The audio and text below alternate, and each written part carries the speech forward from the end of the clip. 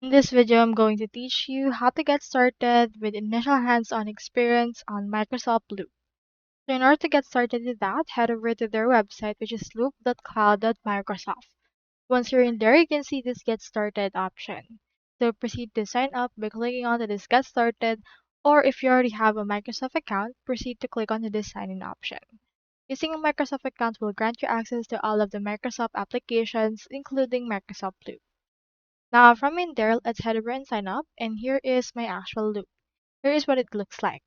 Click on this new workspace and it should be able to help you create the workspace directly onto this. Type in here the name of your workspace. I'll input right here tutorial. You can also add an icon by clicking onto this and choosing in here an icon that you want depending on the emojis that you currently have.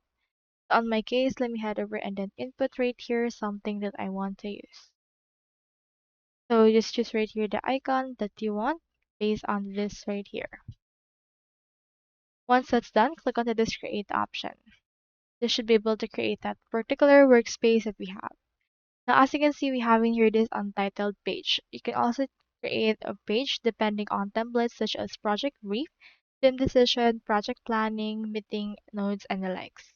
For this case, let's choose right here this project planning and click onto this use template, or you can also enable include content if you want.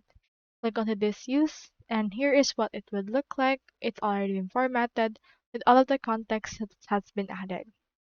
You can now find that right here under your actual hierarchy tab onto the notes or pages that you want. If you want to create a new one, just proceed to click onto this plus icon in order to create a new page that you wish to use.